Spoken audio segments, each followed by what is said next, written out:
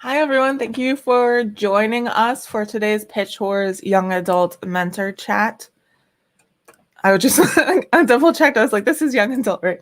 Sorry. Okay. If you don't know what Pitch Wars is a annual mentoring event for writers where authors and industry professionals choose a writer to mentor. They go through a round of edits with them, and then it ends in an agent showcase. And if you'd like to learn more about it, you can go to pitchwars.org. Y'all can go ahead and start asking questions in the comments, and we'll get to them in just a minute. Just a heads up, we don't ask any questions on this chat that's like super specific to a writer's manuscript. So if you want to ask something like that, you should probably do it either through the mentor's wish list or through some of the Twitter chats we have coming up. Because we like to keep it as helpful as possible to as many people as possible. So we try to keep it to kind of more general questions. Today we have on the Pitch Wars account, Carly Heath is handling the Pitch Wars account. If you're watching on Twitter embedded, if you can click through to YouTube, that's going to be the best way to participate in the conversation and ask questions and stuff. But if you can't, Carly will be able to bring your questions over if that needs to happen. So thank you, Carly, for volunteering to do that. All right, cool. I'm going to have all of the mentors introduce themselves. We'll just go around the circle here, starting with Skyla. So just say what you write, and if you want to mention your day job, that's fine too. And then also your history, whatever it is with Pitch Wars. So I'm Sarah, by the way. I'm on the board, and I'm the agent liaison currently. And I actually have been with Pitch Wars since 2012, and I write young adult, actually. So I'm Skyla, and I'm co-mentoring with Alex Brown. We both do young adult horror, and I was actually a Pitch Wars mentee last year with Allison Staft and Ava Reed, and they were amazing. So naturally, I was like, Pitch Wars, they can't get rid of me. I'll be back this year as a mentor. So I'm really excited about that. And then for a day job, I do marketing. Hello, I am Jamie McHenry. I write YA thrillers and mysteries. I was a mentee in 2017, so it's been a fun time. And on my day job, oddly enough, I do IT. Let's go with Rosiee. Didn't know if we were going clockwise or counterclockwise. I'm Rosiee Thor. I'm co-mentoring with Emily Gray, and I write science fiction and fantasy. I was a Pitch Wars mentee in 2016, and that was a wonderful experience that totally changed the trajectory of my career. So I hope that can be something that will change it for you too. And for my day job, I'm a GED advisor. Hi, I'm Hannah Sawyerr. I am co-mentoring with Olivia Liu. I write YA contemporary, and I was also a Pitch Wars mentee. I like this trend in 2020. I'm a full-time graduate student. I go to the new school for poetry, actually. Yeah. Hi, everyone. I'm not mute. Okay. I'm not mute. Good. Hi, everyone. I am Atias Behsam. I'm an Iranian author, artist, editor, and translator. I am a co-mentor this year with my Behsam, with whom I'm working on several projects, actually, on the manga Darian, on the comic White Satin, and novel Dime a Dozen. And I was also a Pitch Wars mentee in 2017. And it was one of the best experiences of my life. So hopefully you will have the same experience. Yay. Awesome. Oh, look, we have a lot of former. Hi. Okay, thank you, my cat. All right, so the first question, we actually have another question about it, so I'm going to kind of ask them together. When do you read the synopsis? Do you always read the synopsis? And then the second question is, I've read conflicting info on synopsis. What do you prefer to see? I'll go first. I'll always read the synopsis. Whatever anybody is sending, I'm reading, and so there we go. What do we prefer to see? A synopsis. Give us the story. Tell us what it is. You've got three elements. You have the pitch, the query letter. You have the synopsis, which tells us the outline of the story, and then you have the pages. I have a confusing answer. So Oh, go ahead. I'm definitely looking at all of the material too, but I think I put more emphasis on the pages themselves because I know the query and the synopsis, they're kind of hard. And so I'm not putting too much stock in how ready they are because we'll go through and edit it. So it's more the pages for me, but I will read it. So I'm totally different. I don't read the synopsis unless I'm going to be requesting more material. I don't look at the synopsis unless I've gotten through the query and the pages and still want to read more. The synopsis for me is the least important part of the package. It's usually not something that determines whether or not I'm going to request something, unless there's something in the synopsis that is like a trigger for me or something and I need to not request it. But I really just use that as just kind of a jumping off point just to make sure that there's a story there. Usually I can tell that from the query letter, but the synopsis is just kind of a way to double check that for me. Yes, this is same for us actually. We read the query and then the pages, and synopsis is actually the last one. If you like the pages, I don't think the synopsis is going to be a problem for us because we can actually edit it later. A lot of people have problem with writing synopsis. We understand that, I think. I think for me, the synopsis is really important because I want to see where the story is going. I don't think it's in terms of like if it's like well written, like we can fix that, but I just want to see like where the story is going. So for me, it's important, not how it's written, but like the actual content. Like, do I want to work with the story? Yeah, we see a lot of questions about synopsis, and I think people worry that they need to be like works of art, and they don't. A synopsis is a very functional document. It's not an artistic document. And I used to not read the synopsis, and this was back when we had like 2 or 3 weeks to read our submissions. And I got halfway through a 90,000 word novel, and it was like the genre just completely changed. Like it was a completely different book. Like it went from this like steampunk thing to like a horror thing. And ever since then, I started reading the synopsis before reading the full. So we didn't require synopsis back then, though. All right. Question about age of the protagonist. Does it have to be in a certain range, or can a YA manuscript be sold with main characters of multiple varying ages? So I feel like that's kind of gradually changing. You're seeing older MCs in young adult, but I still think there's a range. Like, for example, if your character is like 75 or something, I think that's out of young adult. For the most part, I still think it's about 16 to 19 at the moment, I think. So as long as it's kind of the main characters in that age bracket, I think it's fine. But I think that's my opinion on that.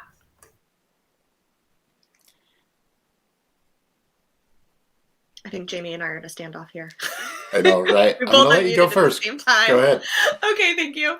Well, I was going to agree with Skyla. I do think that we are seeing a slight shift in upper age ranges, but I don't want to discount the lower age ranges as well. I know that there's a lot of emphasis on upper YA right now, but for me personally, I'm very, very happy to see slightly younger YA in my inbox. I'm excited to see protagonists as young as 15 in young adult. This will be very different from other people. I'm not accepting new adult. So I'm probably not the best fit for someone who's got main characters who are over 19. Unless there's, a very good reason for that. But generally I would say that the age range does tend to be on that. There's like a 5-year age range really that's in YA. The one example that I would give that might be slightly different, and this is a friend of mine is pitching a book, I won't say any specifics, about 2 characters, one who is the child of a parent, and it's in dual POV between their 2 childhoods. And so there are 2 characters who are different ages in the present, but they are around the same age during their particular narratives that are being told side by side. So that would be a case where I would be interested to see something where there's 2 different protagonists who are different ages in their same timeline, but when we're following them, they'd still both be in the young adult range. Yeah, I think you're definitely gonna see a range. The current novel that I'm editing or in revisions on, my main character is 15. And then I have novels that are YA that they are just out of high school and going into college. And so, it's really about, when it comes to YA and about the age, think about what your reader is going to want to, what experience are they going to want to read about, and who's telling that story, and whatever age that person is, then there you go. Yeah, I wholeheartedly agree with everything everyone said. I'm wondering if this person is asking if they have like multiple characters that are different ages. But I think that's okay too, because I remember I got a couple questions about multi-POV stories and having like some characters who are teenagers and some who are not. But I think if you are asking that, then I think that's okay too. Also, one side note, like if you mean like 110-year-old like vampire or something, maybe if if they're supposed to be 17, I think if that's their appearance, but they're some immortal, that's fine too.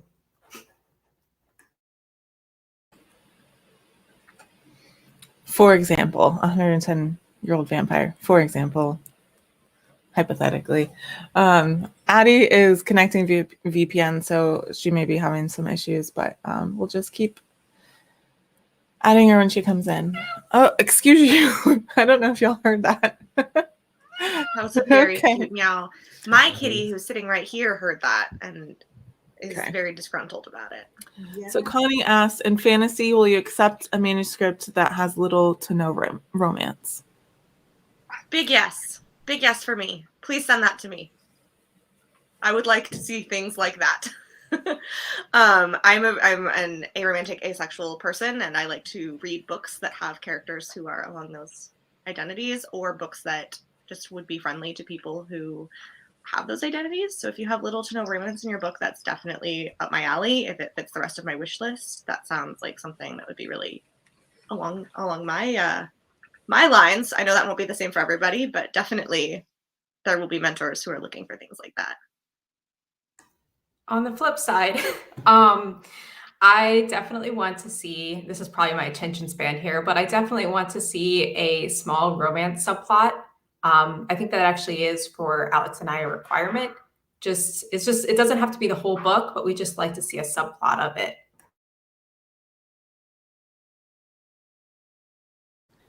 I guess I'll answer, since Olivia and I are taking contemporary fantasy, we're not taking high fantasy, but I'm going to say for Olivia and I don't want to speak for her, but I'm going to say that we would like a romance subplot as well. Even if it's like small, I think this is a lot of pressure because I'm speaking for two people, but I'm going to say yes for us. Little romance is cool, but no romance, we probably wouldn't, or your chances wouldn't be that high with submitting to us for that. And for me, you're pretty safe, all varied. So I'm not the greatest romance writer, but it's going to be everything from no romance to something heavy. Even if it's just building in the story, I'm going to be fine with. So I'm open.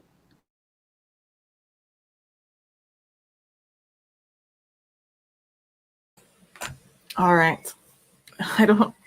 Uh-oh, we lost another one? Okay. I'm going to ask this next question. Then I'm going to go put her on her cat tree and hopefully she'll stay there. Okay. Oh, Hannah's back. I'm so sorry. I literally canceled out with my mouse. Oh, I've done that before. Yeah. Yeah, I'm sorry. Okay. Jace asks, what are your top tips for the first line of the first chapter? How important is it to hook from the very start?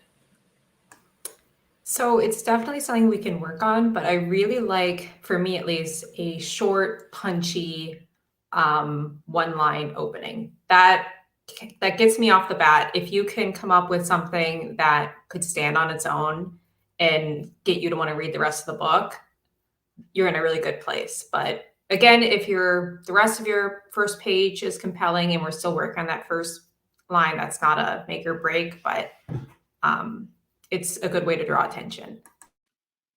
I would agree. I think that the first line of the first chapter can be, I don't think it's necessarily make or break in this stage, but I do think that it can be really powerful. I have found in past years that I've mentored for other programs, I have almost always known what books I want to pick from the first line, maybe even the second line.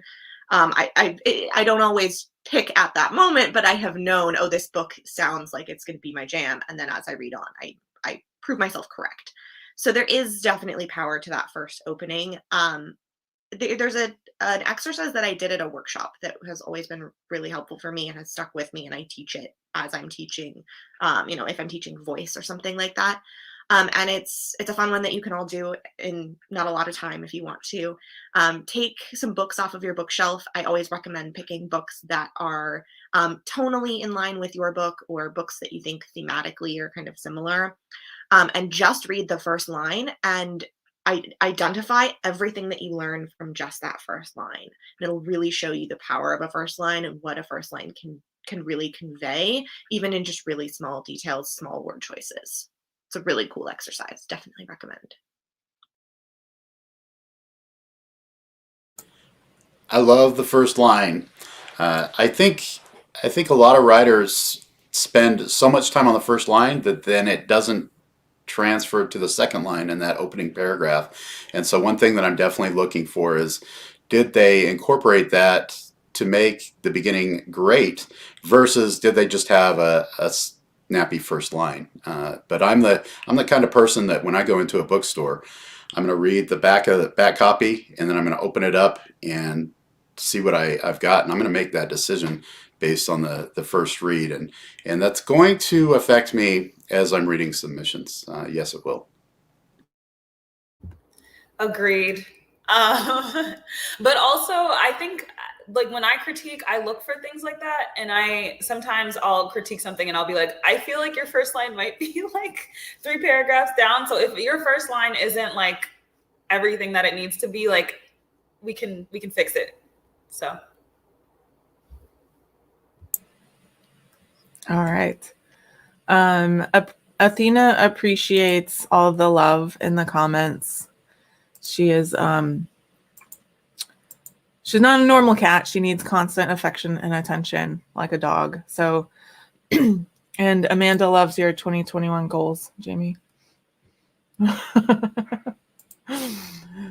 All right. There was a question. It was Fluffy is the question asker. How long until after one submits do they request the entire manuscript? So I will say they can request. Looks like Addie was able to make it back. Hello. They can request starting from a couple hours after submission window closes up until kind of the last minute. So it does vary quite a bit. But if any of y'all want to chime in with your... Actually, we can go ahead and do this because I think this will answer a lot of questions, and we always get a question like this. What is your process going to be like in reviewing your submissions? Like from the time you get in your inbox to when you pick your mentee, what is your process like? So with Alex and I, we're going to want to read all of our submissions first. Alex has been a mentor before with different programs. So she told me what usually works with her is, because you want to send out so many requests right off the bat that it's helpful to kind of read everything first and then narrow it down. So we're definitely, it might be a week or 2 out for us because we want to read everything first, talk about it because we're co-mentors, and then decide which ones we want to send it out. Every year I have this process that I start reading the queries first, all of the queries first, and it has worked well for me. So probably this year with Mada too, we're gonna keep the same process, because when we read in the queries, we can like put them in priorities and then start reading the pages and if needed the synopsis and everything else. So the queries go and make a whole list of like prioritized list for us first. So I intend to really dig into the query letters first and see what fantastic ideas are hitting me. it's as timing goes, I'm actually taking a trip to Las Vegas right when we can first read queries, and so my intention is to read a lot while I'm in Vegas, and so I'm gonna have a good time just kind of absorbing what's been sent in, and so I may not the first few days after those submissions are available to us, I may not send any requests just out of the fun of Vegas, but I'll be reading and preparing. So. Sorry about that cat situation. Don't apologize. She decided to make some noise, so I'll make some noise too. My process is going to be very different this year than it has been any other year I've done mentorship, because I'm co-mentoring for the first time, and so I am a complete spreadsheet fiend, and so I will probably make a spreadsheet for us. We will both be going through everything and comparing notes and making our decisions about what to request. So kind of like Skyla, it's probably going to be a week or two before we start requesting, unless we have, a very clear, specific, couple that we for sure want to request. But we'll probably be requesting more than just a couple of manuscripts. So we'll see. Ditto. Team Devious will have a spreadsheet. Okay. But yeah, I agree with everyone who's co-mentoring. Yeah, don't count it out if you don't get a request right away, especially with co-mentors, because it's like 2 people have to read them and sometimes schedules don't align. So Yeah, I will say when you're co-mentoring with Lee, I mean, both years we had a spreadsheet and we both put in there like yes, no, or maybe. And basically as long as there was one yes and the other one was a yes or a maybe, we took a look at it. But one year I'm a slower reader than her. I'm still going through just reading the queries and stuff. And she was like, I found it. I found our mentee. I requested the full. And I was like, what? I was like, it's kind of like, how dare you? Like, my opinion matters too. And then I read it and I was like, oh yeah, that's it. That's the one.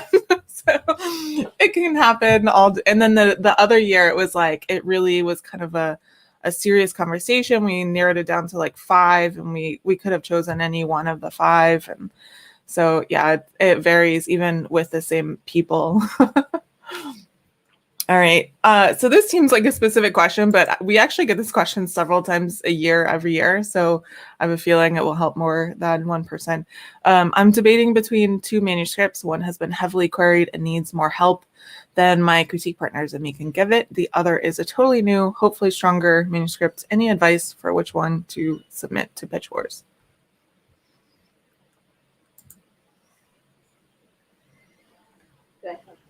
I would say. Okay. You go ahead, Jamie.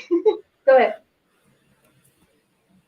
Okay, I would say that submit the manuscript that you feel like the mentors you're sending to are going to give you the best help, and you might need to ask some questions about that. If you're one of those writers like this person sounds like who has a lot in your in your pocket, a lot of different projects that you're working on, and you just want to get in and you want to have that chance and you want to find the best solution for your book to get you an agent and to get published and just do some research and make that decision. Have some fun with it too. I can only tell you what I would have done. If I were in this situation, I would probably go with the new one, the new manuscript, stronger one, because when you query a manuscript over and over again, you start usually not being the best judge for that book anymore for a while at least. You keep changing it and you keep judging it, and you get tired of that book. And imagine you have to work on the same book that you have probably revised a lot if you're like, it has gone through a lot of queries. And you have to go through it again with Pitch Wars. I would personally just let it rest for a while and go with the new manuscript to feel like more refreshed. And if you, as you said, if you think it's stronger, why not go with the new one? The last one is not going anywhere. you can always go back to it later.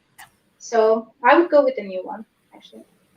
I would totally agree with that, and for an additional reason, which is that if you've queried the first one extensively, depending on the the revisions that you end up doing, if you're chosen by a mentor, you may or may not even be able to requery that book.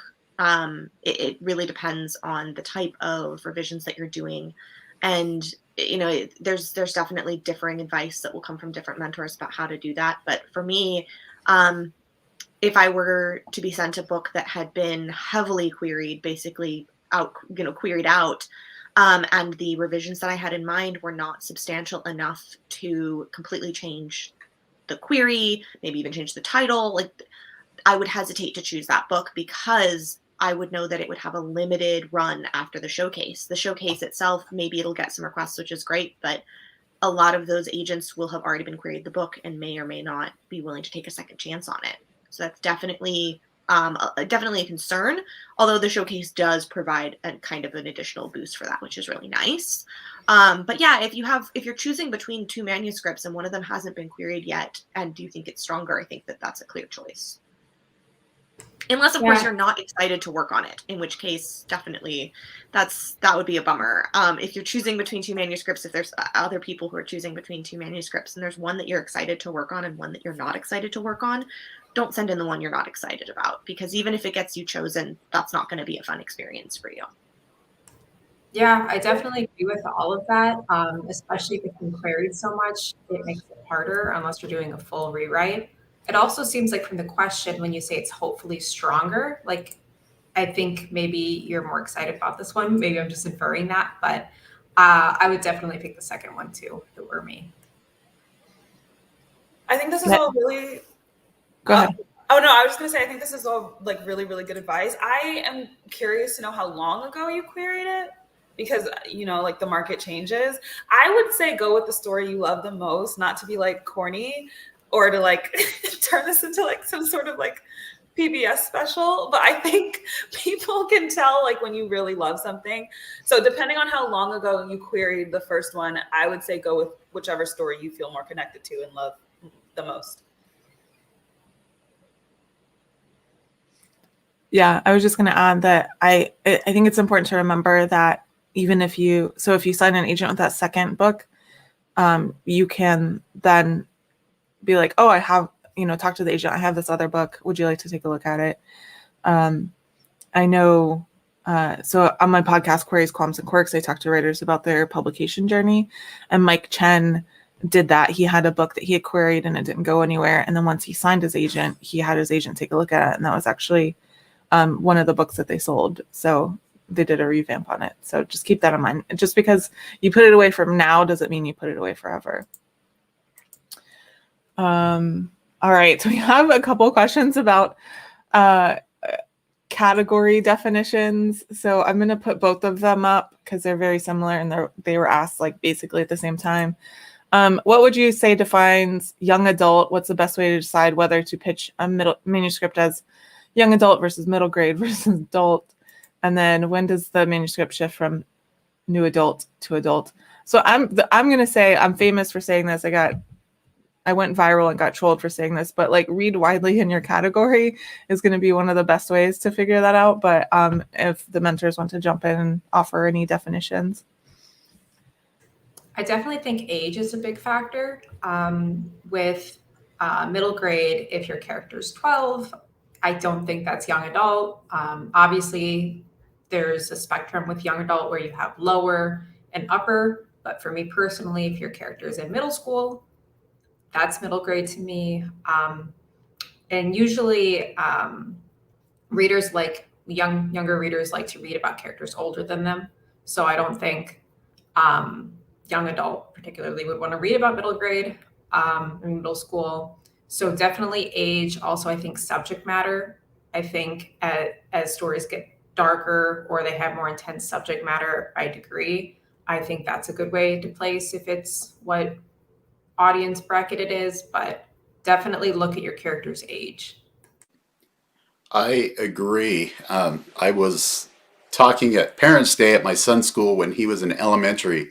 And they said, well, what do you write? And I said, I write for young adults. I write mysteries and thrillers. People die. And one of the girls on the front row, she asked me, and this is a sixth grader, and she asked me, well, okay, well, tell us about your book. So I told her about the book, and all the little girls are, oh, cool. And these are elementary kids, school kids, all excited about a young adult, murder mystery book. So they definitely read up.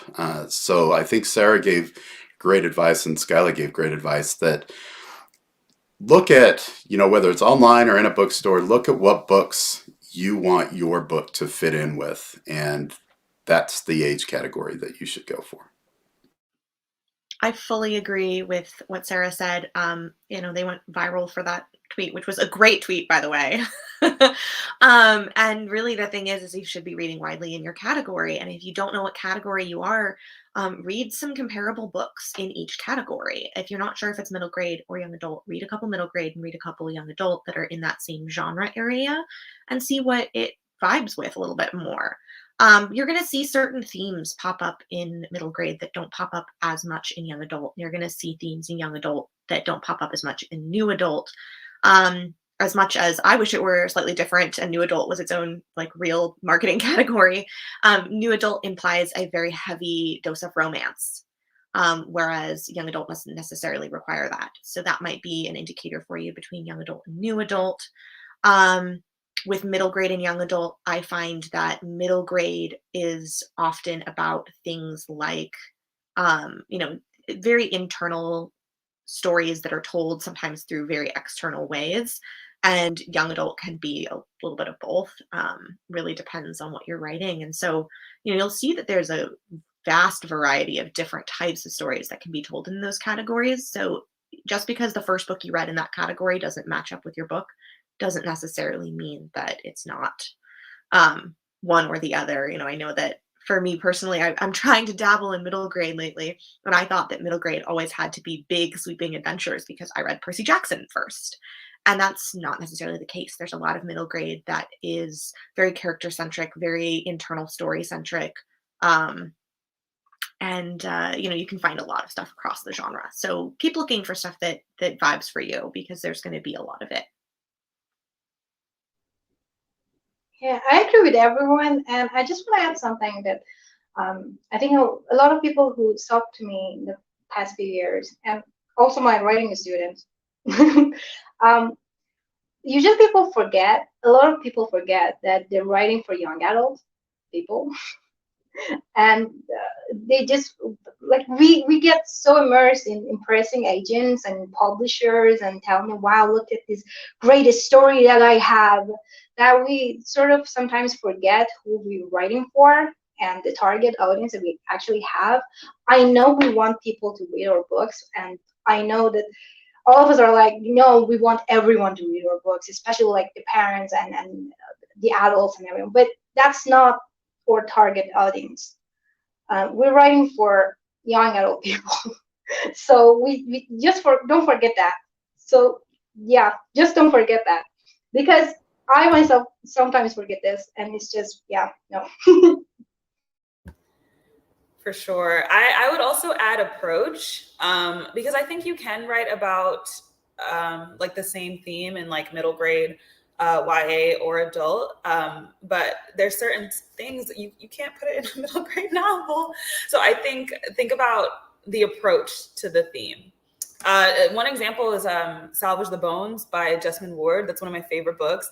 The main character is a young person, but that is definitely an adult novel. So just think about the approach and the content in that way. I'm glad you mentioned that because there are definitely adult books with younger characters.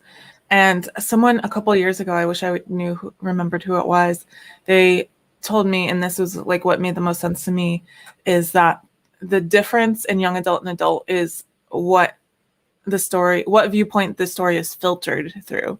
So if it's filtered through a person as a teenager, then it's young adult. If it's filtered through an adult looking back on being a teenager, then it's adult. And that's a good thing. Alistair had added a comment.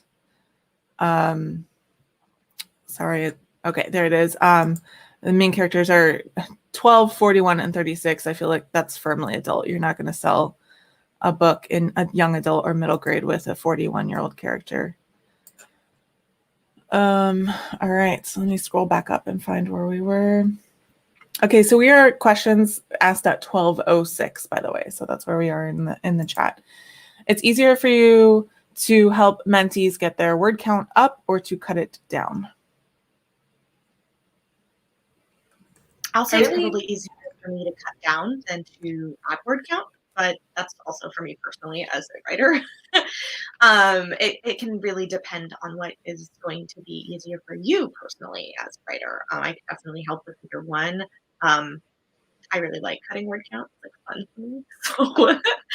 So that's kind of like a fun experiment, but it definitely depends on what you're more comfortable with as well, and what you're going to have fun with, because whatever you're going to have more fun with, whatever's going to be easier for you is also probably going to be easier for your mentor to teach you how to do. I think it really also depends on how much, because we have such a short time span. So if you're 30,000 words below or above, that's going to make it hard, especially for you, because you don't have that much time to add words and then polish them or figure out how. I think I agree with Rosiee. It's easier to cut than it is to add. But I'd really look at the manuscript targets, like young adult being 75 to 85,000 words. So if you're 120 or you're 30,000 words, I'd look at that, because it's going to be hard for you, especially during that time, to get that done. I will add that there's a big difference in genre as well. So it does depend on if you're writing young adult contemporary or young adult fantasy. Young adult fantasy, the upper limit that I would be comfortable sending somebody out into the world to query with is about 100K. But I would be comfortable helping somebody cut down from like 105K. Like, that's fine. But again, like 120, 130K, that's going to be a lot more work. So yeah, but yeah, keep in mind that there's a different genre range for depending on your genre within the age category as well. Is it easier to cut the words or add the words? I always thought that cutting down words was easier, but until last year, my mentee Melanie, superhuman, she writes so fast, and she actually taught me that not everyone is like me. So it also depends on you. If you can write so fast, it's going to be easier for us to add words. If you can't, it's going to be hard for us to add words. It's not like a rule, I think, because like I said, last year, Melanie I told her something, tomorrow she had 2 chapters, and I was so disappointed in myself as a writer. I was like, okay, bye, goodbye. You mentor me, please. Show me the way, sis. Yeah, I think in terms of the what's easier, it's easier to cut. It's definitely easier to cut. But if you're adding to a novel through Pitch Wars, there's probably pacing that you're working through and trying to meet those beats, and you know, it depends on really what you enjoy the most. I love that both Addie and Jamie said my very favorite phrase, it depends. Because the answer to so much of this is it depends. Because even though your book is 120,000 words, there's a wide range in like how easy it would be to cut that down, right? Like sometimes it's like, oh, you just have this superfluous B plot and we can just cut all those scenes and that's super easy. It's just like a chop, right? And other times it's a lot harder than that. So it definitely depends.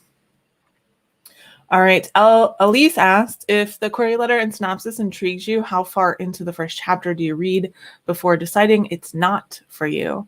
Any immediate flaws, red flags that can put you off? I'd say for me, I think I'll know in the first 3 pages. I think I can get a good sense of the voice, if it's there, writing style. So I'd say pretty early on, I'll know if that's something that pulls me in or that I don't connect with. Yeah, I'm going to know very, very quickly I've said it before, I'll say it again. The most important thing for me when I'm looking at submissions is going to be writing style and voice. There's, it's very subjective, and I know what I'm looking for. I'm looking for, a manuscript that's going to have that figured out. I'm going to have I'm going to want to be working with someone who has writing that, I like to say, writing that is confident in what it is. And that can be a lot of different things. It can be literary. It can be very economical prose. It can be very voicey. It could be, distanced. It's just going to be something that feels very safe and very confident in what it is. And I feel like I'm in the hands of a good storyteller, who I can feel comfortable with what they're going to be bringing me. Now, whether or not the story all adds up, that can be fixed for me, but I have a hard time teaching small voice things. And so I'm going to know pretty quickly in the first chapter whether or not that's something that I want to put in my potentially to be requested pile. I feel like it can be a little bit scary to say this, but I usually know within the first couple of paragraphs. Yeah, I think this is something that teaching and mentoring writers gives you a lot. You read so many stories that you just get it. You read it and you're like, okay, I'm not into this voice. I can't help this person. And again, please remember, it's not about, literally, most of the times it's not about you or your book. It's about how we can help you. If we can't help you, even if you're like in love with your book and even your personality, everything about you, if we can't help you, you're not the right choice for us, and we're not the right choice for you. So if we're reading your book and we're like, no, I don't think I'm connecting to these pages, like usually the first like 5 pages, I can tell, because I've been mentoring writers for years now. And it's not about the writer, it's not about even the story, it's about if I can help this writer work on their book. Yeah. So the first couple of pages, usually. Don't get freaked out, please. What is true? I'll get excited about a book in the first paragraph, especially if it's something, if the query and the synopsis intrigue me, then and I read that, and if I get excited, then I know, okay, keep me going.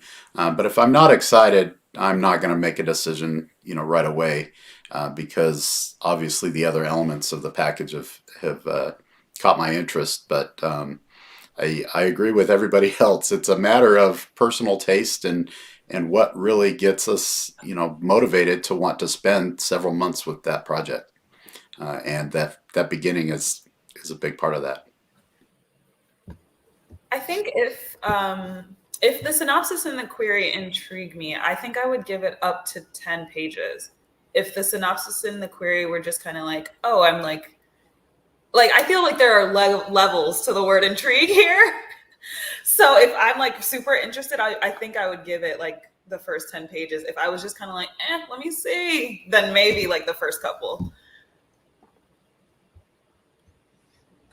All right.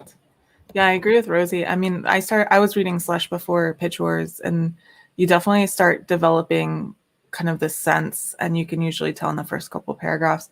And it's not even like I know people worry about like starting in the right place and stuff, and that's important, of course, but it's not even that. Like if a writer has a good voice and a good writing style, they can start in the wrong place and still you're still interested in reading more.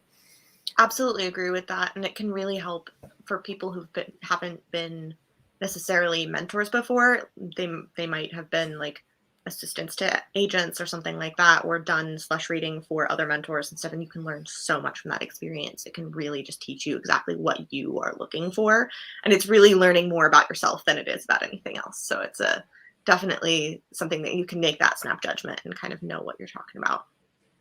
Yeah, when I started reading Slush, I think we got 3 chapters in Slush, and I would read all of it, right? And then after about a year, I was not reading all of it, of every submission. You hone your skills that way. Okay. How polished do you expect a manuscript to be? Obviously, no first drafts. I love this question because there's no way, I'm an engineer, there's no way to quantify this, but people always want us to quantify it, right? But if you want to chime in on this question.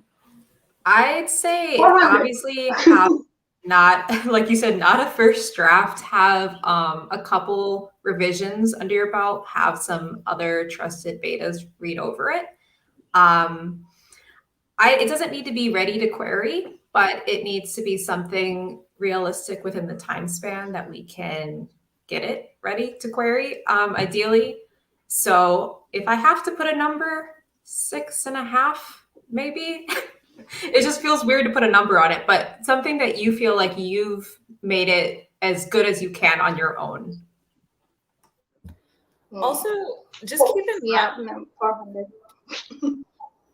just keep in mind that your 2 might be someone else's like 6, because when I submitted my Pitch Wars manuscript, I really thought it was a 2. I told Dante and Liz, who were my mentors, I was actually like, I had an email drafted, like about to like ask Pitch Wars to like withdraw the application because I thought it was bad, and I just thought like I was gonna like embarrass myself, and I was like, these are authors, they're gonna whatever. But just keep in mind that your 2 might be like, you might just be a really harsh critic on yourself.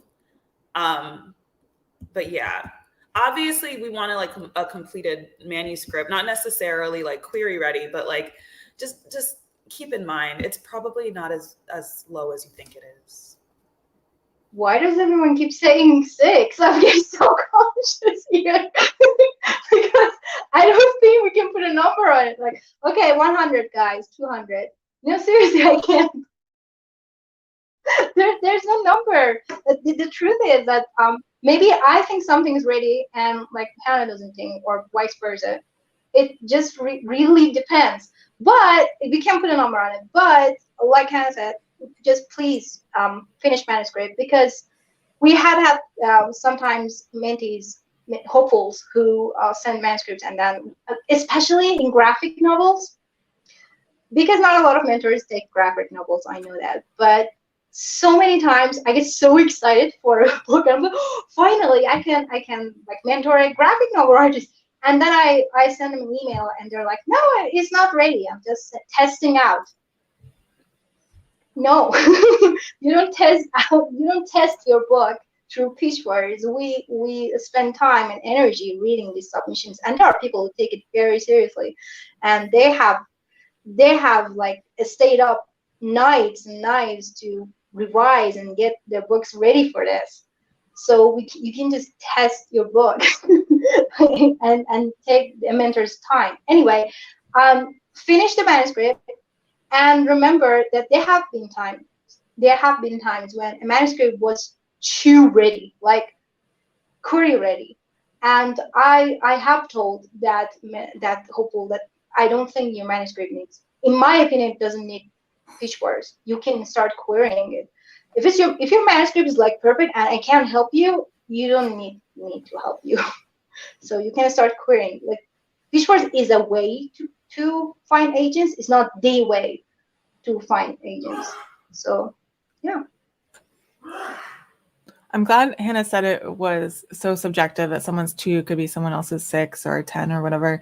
And it's true. And that's actually, so at Pitch Wars, we actually ask the mentors not to tell people you don't need help or you're query ready. Because the thing is, like, I can see a book and say, there's no way I can help this. I think this is great. Whereas another mentor who has different strengths than me can find a way to take it to the next level. And they may choose a book that I think is perfect and still do a significant revision on it. And so, yeah, it's super subjective, which is like a really frustrating thing. And everyone says it, and you don't really understand what it means until you see something like that happen. I fully agree with that, Sarah. The choice not to tell people if it's query ready unless you're prepared to help them query, I think. And that's my personal philosophy. Not everyone's going to have that philosophy, but I've had a friend who was told that they were query ready when they were not query ready. And those mentors did not read the full and did not spend the time to provide query assistance to that author. And the book did not succeed in querying because it wasn't ready. And so in my experience, I never tell an author that they are query ready. And that's why I didn't choose them unless I am then prepared to take on a partial mentorship with them and help them query that book. because I just think that that does the author a disservice. It tells them they don't need to continue to work on their work, and that's almost never the case. I feel like everyone can always be improving their craft. So I don't think that that's necessarily advice that I would want to give unless it's like something that I'm then going to help you do.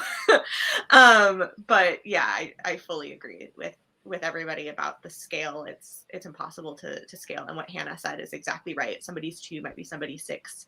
And I agree, actually. I actually disagree with the obviously no first drafts. A lot of people's first drafts are going to be a 6. A lot of people's first drafts are going to be a 7. And if that's you, if your first drafts really are that well crafted, it can happen if you've had a lot of practice. If you've written a lot of manuscripts before, then you can get better at that. And it might be that your first draft or even your second draft is equivalent in maybe skill level or, you know, readiness to someone else's 10th draft. And so, you know, don't not submit if you've just finished your first draft and you go, oh, I shouldn't do that. Still submit if you feel like you're ready for that next step. Yeah, so on my podcast, Queries, Qualms, and Quirks, I talked to Abby Collette. One of the questions I ask are you, on the first draft, are you more of a get it down kind of person or a get it right kind of person? And Abby Collette basically said she's never written a second draft. Like all her first drafts are just like so clean. And I'm just like, teach me your ways, you know? All right. So Jenna asks, I've seen cinematic fantasy as a wish list item before. What does that mean? So obviously I'm horror, which we accept dark fantasy. So it might be a little different, but for me, it means atmosphere. And as much as, I love atmosphere. So you could just talk forever about the setting, but don't feel like you have to do that. It's just, I'd say a good thing to keep in mind is making sure you're grounded. So every scene, we know where we are. It's not just like a floating empty room. So really being able to paint a scene that the reader can envision, that's what it would mean for me. It's just the atmosphere. All right. This one I feel like it's going to be a very quick answer, so I'm just going to answer it. But I think if any of y'all have conflicting advice, let me know. What would you say to, I'm not going to read all of it, but a male main character, 25 years old, and a female character, 23 years old? I feel like that's pretty firmly in adult territory. Okay. How do you feel about a portal fantasy where fantastical elements appear a few chapters in? We almost wouldn't see that if it's a few chapters in. So if you query us a portal fantasy and we're expecting fantasy and then it's beyond, whatever the submission package is, we probably won't see it. And so that's the challenge. And that's the challenge that you would run into with, querying an agent. So my answer definitely depends on type of portal fantasy and the type of contemporary elements that are used in it. It's really, really going to depend on the contemporary threads, the internal threads that you're weaving, and how much of that is going to be important for later chapters. I am not personally, portal fantasy is not necessarily something that I'm super drawn to all the time. I can definitely be proven wrong and have been proven wrong. But that's not my expertise. So maybe somebody else wants to answer. But my thought is, unless you have incredibly strong contemporary themes that need to be explored in that contemporary setting, getting us to the fantasy world in chapter 1 is a great idea, unless you're dealing with a lot of contemporary threads that need to be established first. I think one of the things that writing manga really helped me understand, and reading manga, the Japanese comics, really helped me understand, was the importance of the fantasy element or the big thing happening at the end of the first chapter. A lot of the novels don't do this a lot, but when you're talking about something totally changing the genre, like walking from reality to a fantasy world, I would say it's better to happen at the end of the first chapter, because, like I said, I learned this from the manga, from mangas, that if you put this in later chapters, nobody's gonna see this book and this story as the genre that it is. even if you put a lot of foreshadowings, everyone's like, where is the fantasy? Where is the fantasy world that you promised me? And it's not going to really work with the pacing either. So yeah, I learned this from mangas. It really helped.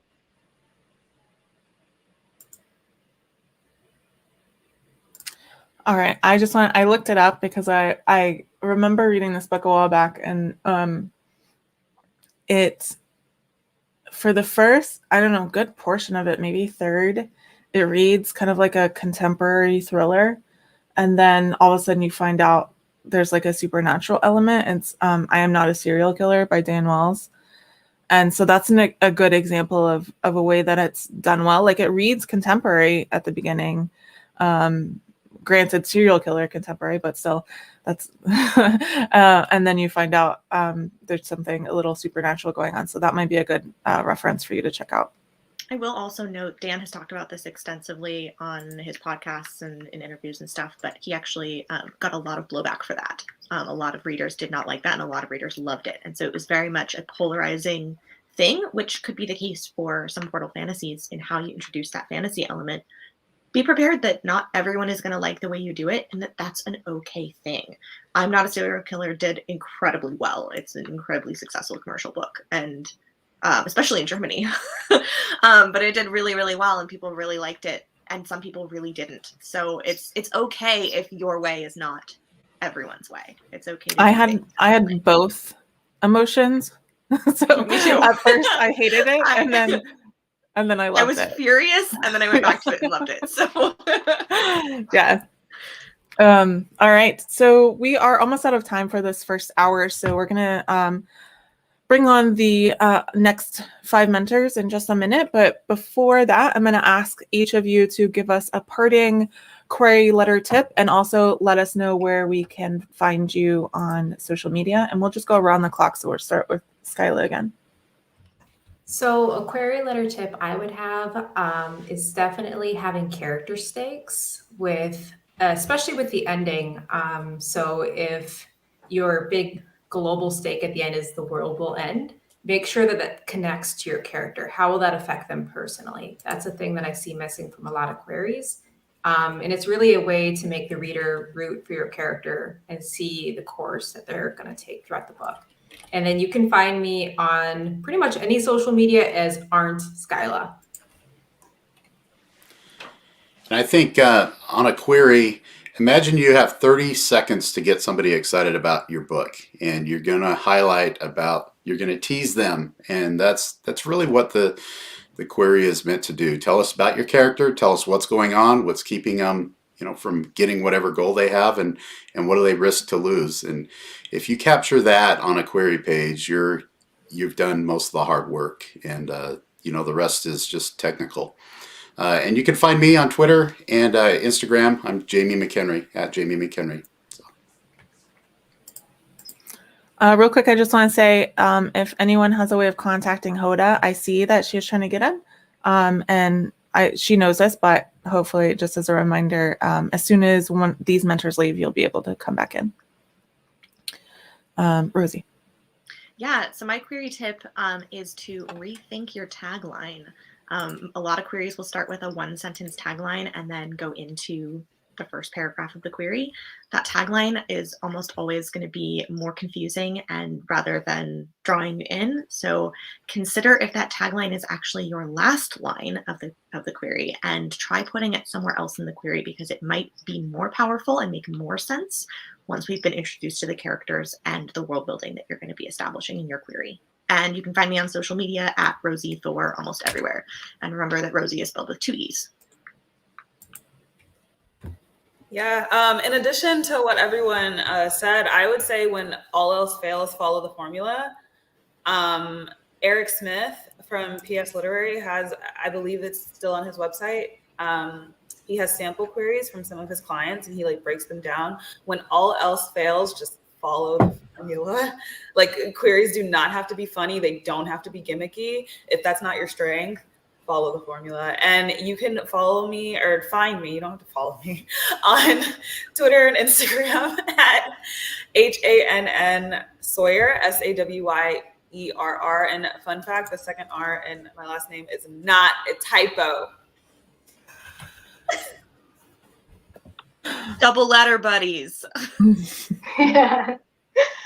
I think the advice I would give is not try to put everything about the word building and the word of the story into the query, because I see it a lot, and focus on the character rather than the word building. And you don't need to give us like backstory before like telling us what's happening in the actual story.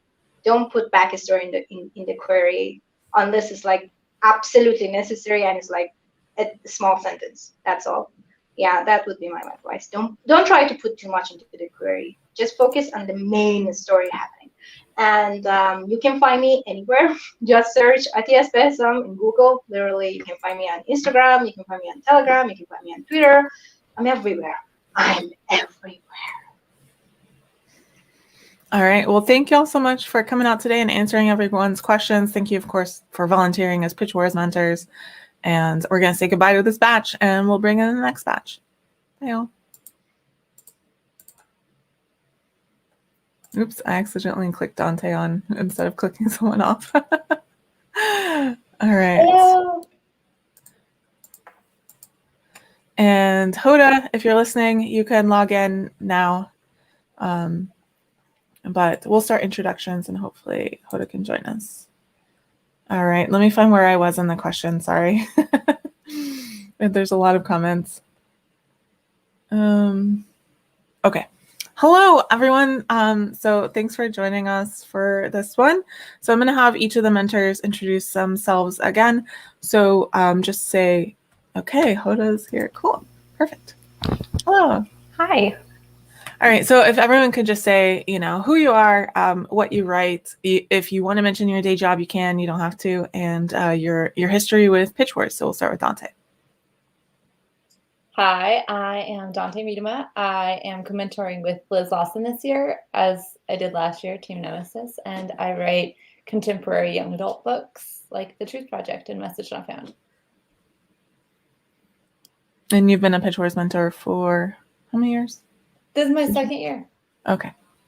Yay. Fiona? Oh, hi. Yeah, take me off. I'm Fiona McLaren. I write anything that's like Scottish folklore or spooky, creepy things. I've been a Pitch Wars mentor in the past. I had a little break, and I'm really, really excited to be back. And my day job is I work as a full-time editor with both traditionally and indie published authors. And I'm excited all the time. And we'll go around the clock, so we'll do Justine next. Hi, I'm Justine Winans. I write YA contemporary mystery primarily. This is my first time as a Pitch Wars mentor, but I was a mentee back in 2014. So probably like one of the earlier years of Pitch Wars. Shall I just jump in? Yeah, go ahead. Uh-huh. I'm Brianna Bourne, and I'm the author of You and Me at the End of the World, which I'll just put there for a second, which is a contemporary YA romance with a speculative twist. This is my first year mentoring for Pitch Wars, but I just finished a summer mentoring for Write Mentor, which is a UK-based mentorship program. And yeah, I can't wait to read the stories that hit my inbox later this month. Hi, my name's Hoda. I was a mentee in 2017. I write YA. This will be my fourth year mentoring in Pitch Wars, but my first time co-mentoring with Lysania Smith, who was actually my first mentee. All right. Welcome, everyone. So we're going to jump right in. We are at questions asked at 12:21. So hands up. There was a lot of conversation about age and category definitions and stuff like that. So I think this is kind of an extension of that. And this is a question Carly brought us from Twitter. So Carly is staffing the Pitch Wars Twitter account today. So my character is 13, but experiences things more mature for a middle grade audience. What are your opinions on that for young adult? I'll jump in. Oh, sorry. You could go first. No, go ahead. Okay, I do write a little bit of middle grade as well, and I'd say it would depend kind of on what the maturity level of these things are. I think in middle grade, when it comes to like horror or kind of spooky things, you have a little more leeway of like getting into some of those topics, because there are a lot of like upper middle grade horror that will still like be super creepy for people. But if it is kind of more intense in like other aspects, or sort of you really feel that it crosses over into, you know, YA territory, I think it definitely could still fit as younger YA, but also depending on if the character doesn't really know their age, or if that's something that you could age up a little bit just to make it slightly more marketable as YA, it might be something to look into, aging up the character to like 14, 15. I don't have anything to add after that. That was perfect.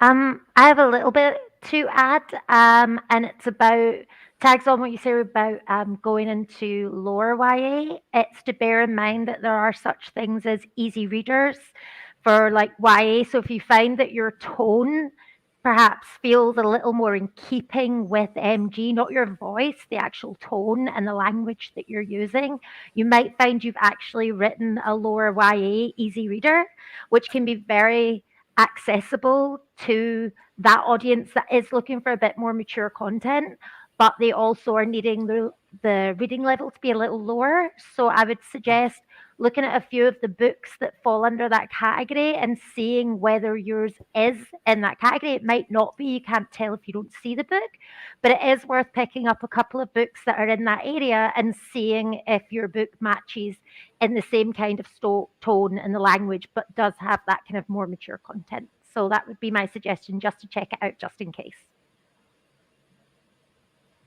Yeah, this is definitely one of those things that's hard to tell without seeing it. But I think y'all gave some great advice.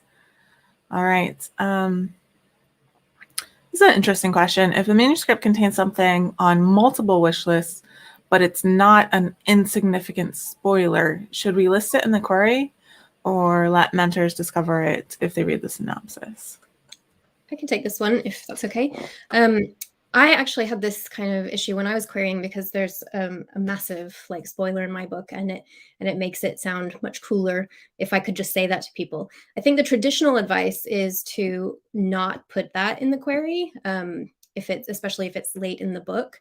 But if it is on like your, on the mentor wish lists, there might be a case, to add that now, if it's something they're really looking for, and if they might not make it to that point in the synopsis, it might be worth putting it in the query letter if you can, yeah. But I think traditionally, like when you're querying agents, I think you're kind of not supposed to spoil like the ending if that's what it is, or if it's like a last minute kind of twist. Yeah, I would say definitely put it in the synopsis. But traditionally, like it's been said already, you kind of avoid spoilers in queries. So I would kind of follow that general rule also. And mentors will see if you hit elements on their wish list, like they'll see it as they read the synopsis and the pages.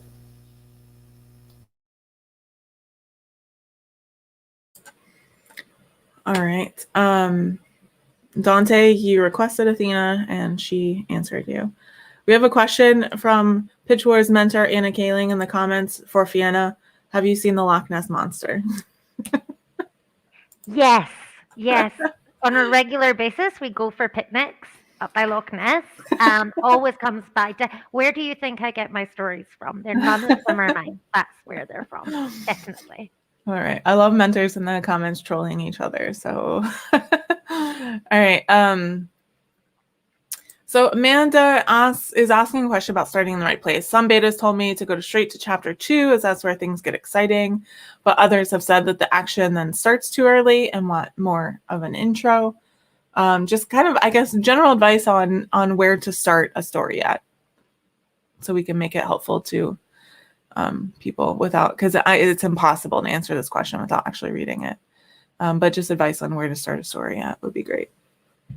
For me, go ahead. For me, if your betas are telling you to go to chapter 2, it's because they're not compelled by chapter 1. And the reasons for that can be various. It might be that you've chosen the wrong place to start too soon. However, if you're getting consistent feedback that your betas genuinely don't want to read chapter 1 first, that means that you really want to look at revising and looking if you can actually start at chapter 2. It doesn't need to necessarily be big action, but what it needs to do is raise questions that the reader really wants answered. And I think if your chapter 1's not doing that, I would look at seeing if you can cut it or if you can amend it to really bring in those questions for the reader. Alternately, if something's not working in chapter 1, typically for me, if I was a mentor and I was mentoring a chapter like that, I would say find a way to add tension to the first chapter without it being the inciting incident. So it should set up the character. It should show you where they are, who they're from, like who they are, where they are in life before this inciting incident happens. But there still should be tension. It doesn't have to be I woke up and looked in the mirror situation. It should be something exciting is happening, but it isn't quite the inciting incident yet, but leads us up to it. I don't think there's a rule that ever applies 100% of the time, but some guidelines I like to go by. Like if you remove your first chapter, does that change anything to the story? If it doesn't, it's probably an indicator that you can cut it. I know a lot of people say the first chapter needs action, and I think that's true to an extent, but action doesn't necessarily mean like a battle scene. For me, like I try to open my chapter with, okay, something is changing in the protagonist's life in this chapter. Something is moving the story forward. So I think those are usually good little indicators to say that your first chapter is working, or if it's necessary, really. And just kind of off of this, because I know it's a question people get a lot and everyone says to start on action. I'm one of those people that actually really likes to see a little bit of the character's stasis in normal life before the inciting incident. But I think it is important that, you set up the story, but still have that hook. So we need to get a sense of where the character is at in their arc that leads to the sense that they can change later. And so I don't think it has to be like some big exciting thing, but there has to be some sort of hook and some sense of the possibility of the inciting incident happening after that point. So I'd say if, it's not that you necessarily just have to cut your first chapter. If chapter 2 sort of would start too quickly, it might just be reworking that first chapter to better lead up to your second chapter.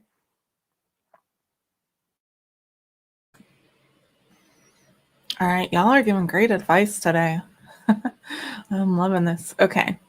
Dakota asked, does the story have to be outright scary and gory to be considered horror? Or would a basic premise like Monster Hunters that isn't super gory make it horror? If anyone wants to define horror for us today.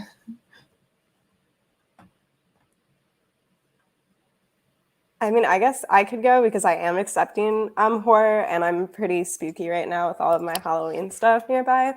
But I definitely don't think it has to be super scary and gory to be horror. Like pretty much anything in the element that you're going to be like invoking a sense of like fear or questioning, asking like what are people afraid of, kind of like going in that element is still horror. It doesn't have to be scary to every single person. Like I'm a huge scaredy cat. So if you even have spiders in your book, I'm probably going to be a little scared. But like most people don't care about that, or it won't bother them. So it's hard to say like what would necessarily be super scary because it's going to depend on person to person. Like I might be more freaked out by psychological horror where other people might just, if there's a lot of blood, they're like, this is great. So I think that there's such a huge range of horror books that it's not like you have to surpass some level of extreme gore just to make it horror. I love comedy horror and more like kind of cozy, fun horror stories as well, as much as I love like slasher and thriller stuff. So I think there's a great range. And you don't just kind of write the book that you're excited about. You don't have to worry about reaching some like blood threshold in your story. I'm happy to tag on that because I really like horror and dark work. And I find that it actually varies really significantly. You can go from things that are more psychological, that just kind of constantly keep the reader on the edge of their seat. And I find that particularly scarier and really compelling. But there are some books that are very gory because young adult does that range of like 15 to 19, and that's quite significant difference on ages that some people might pick up something gorier. But it's also personality as well. I'm more inclined towards things that are spooky, hauntings, gothicy stuff, and things that will have me waiting to find out what something is. But you might find another mentor who is quite into the gore and the monster hunting and things like that. So I think there's quite a lot of room in YA. It's really one of those genres that welcomes a lot of things. I think it's one of the more diverse genres for inviting things in. So I would say that in horror, you've got a lot of scope. All right, Dante was supposed to be my backup in case I got disconnected. So now I don't know what's happening. All right. I was like, you're supposed to be my backup in case I get disconnected. You can't leave. It's the Alaska internet. I'm sorry. It's okay. I live in the country. I understand. So this is kind of a callback to a conversation we were having with the first set of mentors. They were talking about someone had asked whether they should enter kind of a newer book or a book that had been heavily queried.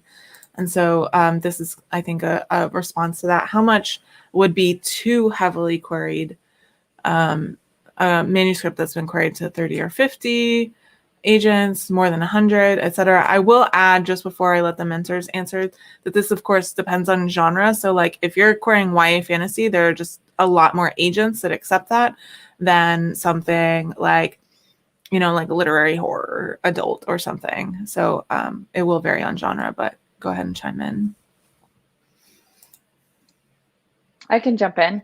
I think personally, 30 to 50 is not that many. Again, it depends on genre. It depends on what you're writing. Also, I feel like a lot of people, when they're querying, they do not, especially the first couple times, they're not as selective in their querying process as they should be. And so I think it would, one, depend on the project. It would depend on if it was something I thought I could heavily influence, or Liz and I could heavily influence and get you to a point where you could re-query people and say, I had some transformative revision notes and this is a very different project now. Would you be open to looking at it now? So it just, again, I feel like this is one of those subjective things. It depends on the project. It depends on a lot of things. I would not be afraid to enter with a heavily queried book, but that's me personally. Yeah, I'll add on to that as well, because, writing a query is a very different skill than writing a manuscript. And so it may be that your manuscript is amazing and the query letter just doesn't really do it justice. So entering with something that has been heavily queried, like if the mentor connects with it and chooses you, then they'll obviously help you to get the query up to the right level, I guess. So I wouldn't be too afraid. And definitely 30 to 50 is still totally low. Yeah. So. All right. If a story is set in another time period but isn't really a historical, that's a very confusing statement to me. Do you want to know in the query that is set in another time period? I will say, just because the first book I queried, it was a urban fantasy, but in the opening pages, it wasn't clear what time period it was set in when I first started querying it. And that was some of the major feedback that I got, is like in those opening pages, they couldn't tell whether it was modern or otherworld fantasy or whatever. And so I added in like an random reference to an iPod just to set it in the current day. But yeah, so it can definitely be disorienting if you're not sure what time period you're in when you start reading. I mean, you could maybe put it as like a pitch at the beginning of the query, maybe, because I'm not sure exactly what person is referring to. but maybe like a short pitch that maybe contextualize it a little bit. I think anytime that something is important for you, for your reader to know, or a mentor to know, it should be either in the query or in at least the first pages, because it's part of world building. This is going to be part of this setting. So I would say you put it in your query in some way, put it in your first pages in some way, that both the reader and the reading your query are going to get from the get-go. Also, I just want to say, especially with YA, I feel like if it is in another time period, like it's pretty much going to be considered historical. Like even if it's like 90s, early 2000s, now like most teens weren't alive for that time period, so like it's historical to them because like you don't know what that's like. So I think that it is important to mention because there are a lot of mentors. Like I don't really accept like historical fiction, so I think it's good to note that just so people kind of know what they're going into. And it's not like reading something and then realizing like, I don't really know how to help you with this because like, that's not my area of expertise. But I think, yeah, it's kind of important to note like with who you're writing for, a lot more is actually historical than like you might think just when you hear the word historical fiction. I heard a teacher say that their students referred to the 80s and 90s as the late 1900s, which I found particularly offensive. So, all right. For YA fantasy, are there things that are considered too dark? The example given was content warning, by the way, cutting.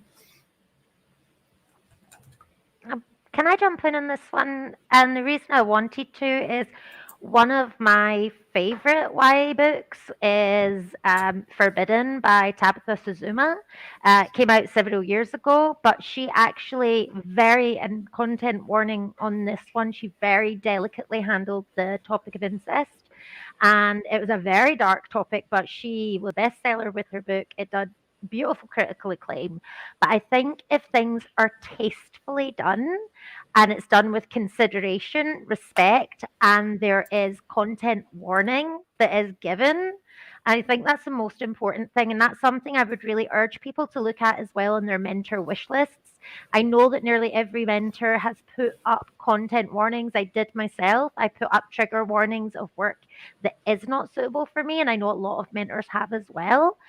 But yes, there can be very dark content and there is a market for that in YA, but it really needs to be respectfully done.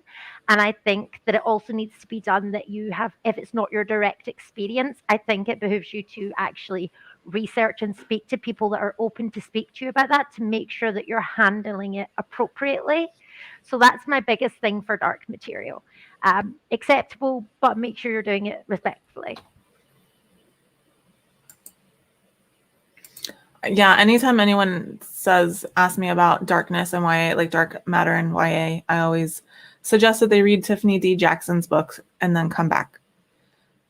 Because I think, yeah, obviously there are some really dark subjects covered in her books. And they're in YA, they're doing well in YA, and they're very well written. So all right. Oh, I just saw this. I wanted to show Hoda. That's so nice. Okay. I have very supportive mentees. All right. So Connie asked, do you feel that witchy magic is overdone? Would you pass it up?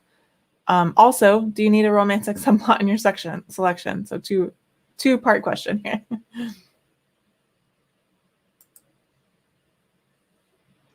I'll jump in. I love witchy stuff, and I personally do like a romantic subplot. I had to sit on my hands because I'm like, you just answered something, so stop saying. But I love, love, love witchy stuff. I don't need a romantic subplot. I am asexual. I'm not aromantic, but I am asexual, so I don't care if there's romance or not. People should know that romance is not my strong suit as an editor. I I don't know how to do it well. So I would hope that if there is romance in a book, that that's one of my mentee's strengths. But I do not need romance whatsoever. But I love witches. Yeah, I think witch stuff is great. I'm good with all types of magic. I also think that a lot of us get worried about things being overdone, but you're going to be telling your story in a different way, and especially when it comes to books by like marginalized authors, like you can't really say anything's overdone if a lot of people didn't even get the chance to step up to the plate and write it yet, you know? So I don't think anything's going to be overdone until like everyone's had their own take on it, you know? So and when it comes to romance stuff, like I love romance, but I also love books that don't have romance. And I kind of feel like we need a lot more of those in YA. So I think especially stories that focus on like sibling relationships, found family, friendships. I love all of that kind of stuff. So I think if there's romance, great. If there's not romance, also great. So it just depends on the story. Same for me. Witchy stories we love. We prefer, I think, a hint of romance in our stories, but it's not a deal breaker. So if we really love the story, we're not going to not take it just because there's no romance. Yeah, for me personally, I'll take something that's got witchy magic if it's still kind of based in a more contemporary world. That's part of what's on my wish list. And I'm also so here for the romance, and that's actually kind of like one of my specialties is romantic tension. So if you have something that you feel the romantic tension needs work, I might be the right mentor for you. All right. Did we get everyone who wanted to speak? Okay. EJ asked, I'm going to answer from like a technical, like rules-based perspective, and then let y'all answer from the more kind of artistic perspective. How would one pitch a book that falls between two genres? It is better to pick one genre or pitch a book as a genre splice. So you do have to select from a drop-down list on genres when you submit your form. And that is primarily for statistic purposes. So if there's not something that's exactly your genre, just pick whatever fits it best. And then you can be more specific in the query. And that's because people wanted statistics on genres, but then people would put their genre as like mystery with romance and also some supernatural elements. And like, that doesn't work in an Excel sheet.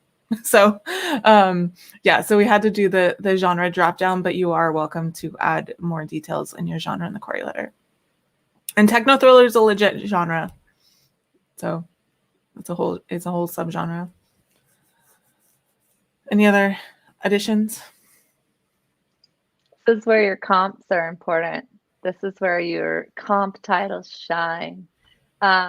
If you have something that's kind of a splice, I definitely played with format in my first book. And when I was querying, I chose books that kind of one side of that format playing and the other side of the format playing, and used those because I thought it helped show what the book was about. And so I think that would be your best place to let that happen instead of trying to over explain what your genre is. Use your comp titles.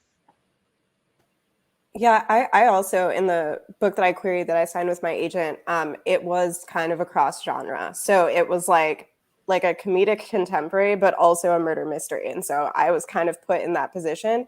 And I think it is important to pitch it as the genre splice, because if you're just pitching, say, like in the case of my book, as a contemporary, when like the murder happens, people reading are going to be like, okay, wait a second, like this is not what I was expecting.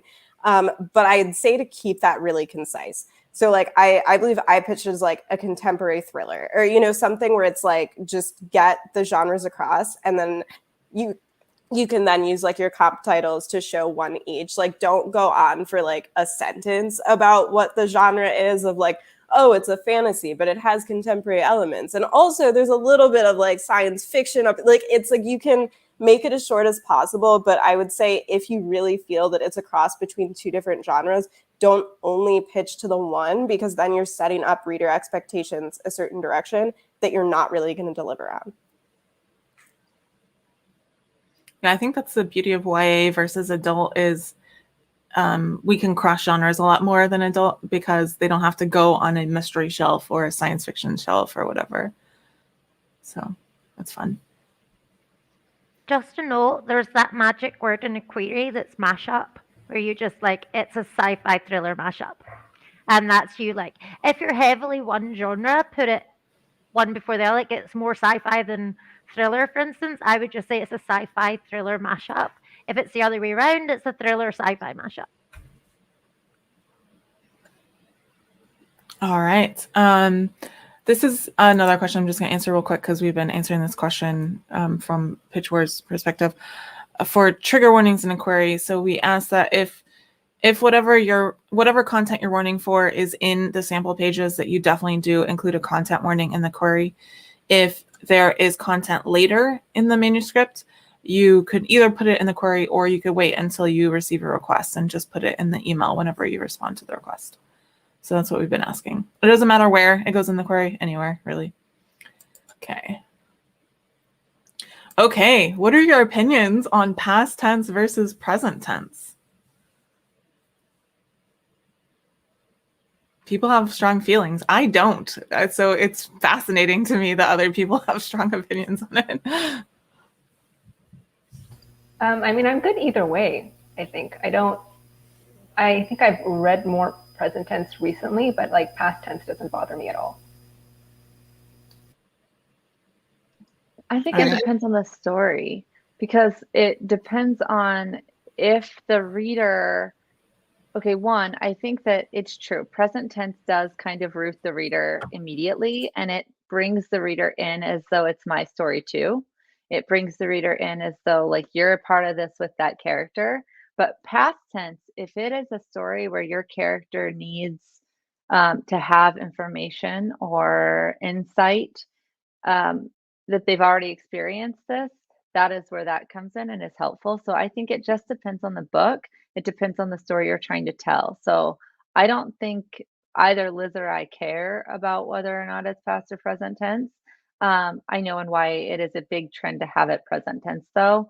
And sometimes that can make it more relatable. I must admit, I do have preferences. I am that person. If it's in first person point of view, I like a present tense. For me, it's more immediate. However, if it's in third person close, I like it in past tense.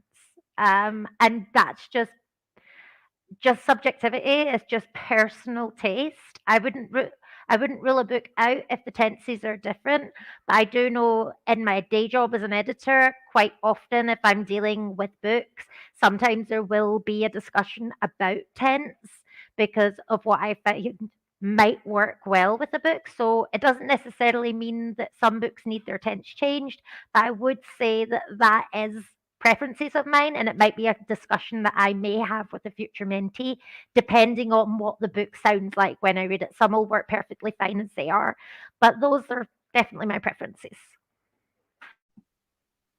Yeah, I'm open to past or present tense, and as a reader, I kind of sometimes don't even notice consciously what it is.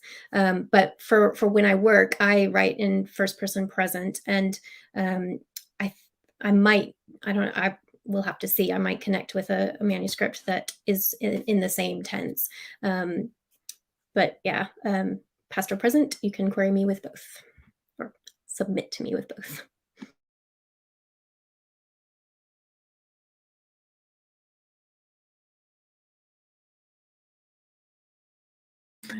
Sorry, I just wanted to see Dante's puppy. Oh bigger. my gosh. I was like, why is it focusing on me? Did I break them? Did I mess up? No, we just wanted to see a puppy. Yeah, and I like that Brianna said sometimes I don't even notice, because sometimes I don't even notice. And I feel like even people have strong feelings, sometimes they don't even notice, because I remember there's a person in our local like sci-fi fantasy community, and she had told me previously that she really loved my first book, Dragons Are People Too. Like she talked about a lot, how much she loved it, blah, blah. And then there was like a time a little while later when she was like, I hate present tense books. I can't read anything in present tense. And I was like, I thought you like Dragons Are People Too. And she's like, was that in present tense? And I was like, yeah. So, I feel like people have these like ideas of what things are and aren't, and then they don't realize. Okay, Brittany asks, what are your thoughts on cliffhanger endings? If we're willing to change this, would this be an auto no?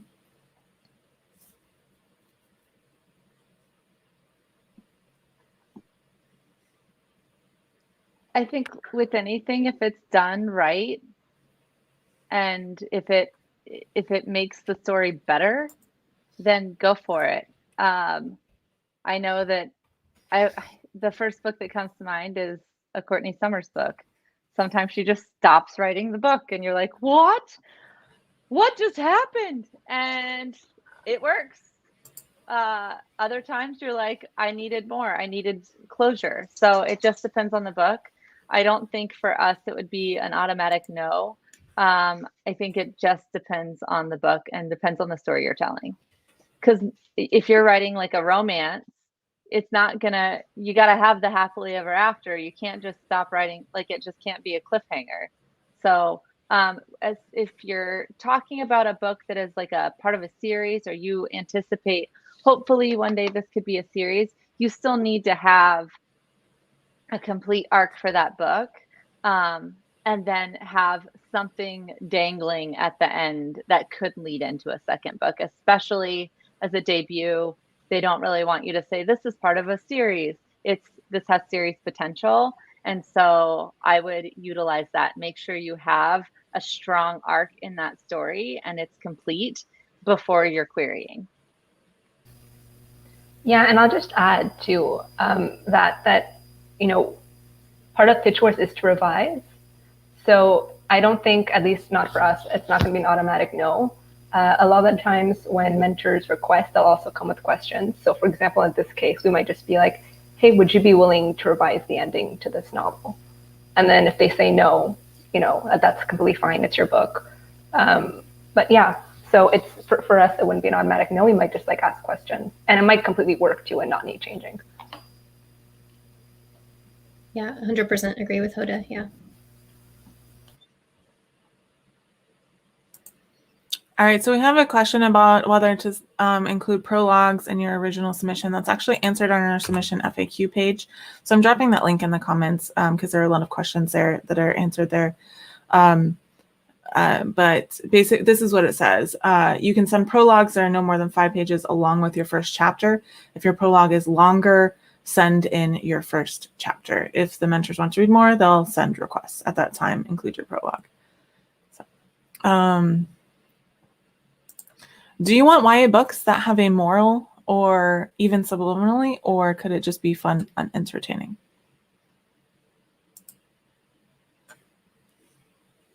Well, I could say off of this, I feel like especially like when you're writing for kids and teens, like if your moral feels super preachy, it's gonna like kind of be really like annoying to people, which might be bad to say, but I just feel like a lot of times like these themes, if it's like you really want to say something with your thematic lesson, like it should be done in a way that is kind of just picked up along the storyline and isn't like, okay, here's my opinion that I'm like forcing onto you, because that's it. Kind of it makes it difficult for like, especially I feel like younger people to really resonate with the story then.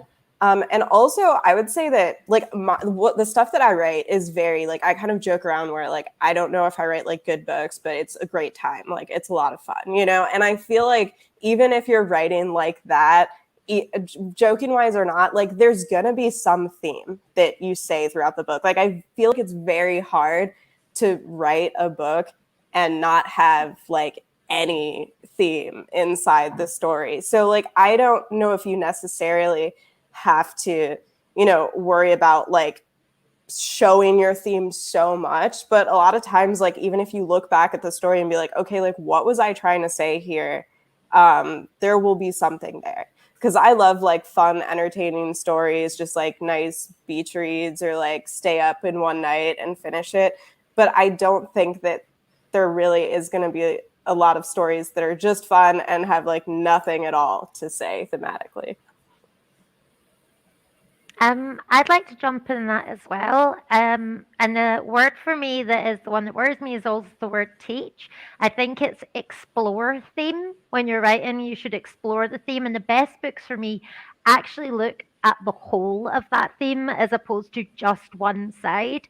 And that lets the reader, as the pages go by, they explore the themes, you explore the whole universe of that theme that you're wanting to discuss, because the reader should be the one that makes the decision of which parts they resonate. And if you've done your job as a writer and you really did want them to fall in line with you, that's their choice if they do fall in line with what you've written. But give them the whole plate. Let them see. It's like kind of like when you have people that want to convince others into their line of politics or their line of religion. You're never going to get anywhere if you just give one dialogue. Let the dialogue be on the page. Let the reader look at it. Young adults in particular are super, super smart. They have enough teaching at school rather than to come out and be taught in a book. I would really just give them everything and let them make their own decision on it. Yeah, one-sided dialogue is monologue. Go ahead. I second that. As someone, I have an almost teenager. She reminds me every day. The worst thing you can do is tell them what they should think about something. It's going to be like a bad day for you. They're going to say, well, I'm going to think the opposite. But also, I think it's important to remember, especially in YA, there's a lot of gray area. Human beings are not black and white. Human beings are filled up with a lot of gray space. And sometimes you make a good decision and sometimes you make a bad decision, and doesn't make either one bad or like wrong or evil. Sometimes you're just making a choice that you can with what you have in front of you. And I think especially with teens, they want to feel like you're having a conversation with them, not like you're telling them what they should do. Yeah, and I just want to jump off of what Justine said about even fun and entertaining books, which I'm absolutely open to. Your character will need to grow, and they have to come from, who they are at the start of the book to the end of the book. And there will be a theme in that, even if it's fun and lighthearted. So yeah, I'm open to books that are issue driven, as long as they are exploring, like Fiona said, and not teaching, or fun and entertaining books. All right. Y'all are so smart. Will you all mentor me? This has been really good. Y'all are giving great answers. All right. Catherine asks, if you've been part of a mentorship program or are currently, should that be mentioned in the query? Just a rules note. You can't be an active participant in another mentoring event at the same time as Pitch Wars. But if it's over before mentors are chosen, that's fine, which I think Right Mentor is. But yeah, go ahead and do you want to see that in a query? Oh my gosh, we got another dog.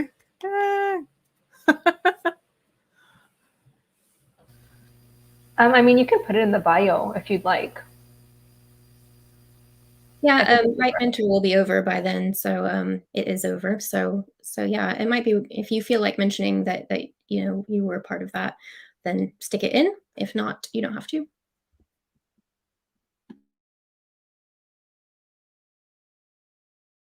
Sorry, I was muted. I love this question, Ebony. How do you feel about books written in today's time that don't mention the pandemic? Any thoughts on that? All right, I'm going to jump in. So my life was very impacted by the pandemic. Most people's was in some form. I personally think that kids right now are going to need pandemic books. I think that publishing might not be ready, but I think kids are. I think they're going to need a way to process what's going on. And I think ignoring it doesn't make it go away, and it doesn't help us process or get through it. So I am definitely open to books that mention the pandemic for sure, or even address some form of the pandemic. I think I'm on both sides. Like, I agree. I think we need some books that mention the pandemic because I think it would help. But I also understand people who would need an escape from that. So I'm also open to books who don't mention it. So either way, I'm good with it. And definitely remember that, the books that are coming out today were complete 2 years ago in most cases. So what you're seeing on the shelf, the people who wrote those didn't know that there was a pandemic coming. So just bear that in mind as well. But there might be more little small mentions of pandemics in the books coming out in the next year. I agree with Hoda. I like both sides. It's fine by me. Also, as well, it's very dependent on area. If you have a very rural area in a rural country, like I've got a small country I stay in that isn't impacted heavily, then you might not have it mentioned very much. But if you are in a big contemporary city that is this timeline, then you might find that you're going to have to address it a bit. But for me, it very much depends on the work, the setting, and what you're trying to get across. But I think if you're in a big contemporary city at this time period and you've not got any speculative elements, I think it would be difficult to avoid it completely. But I'm open to both.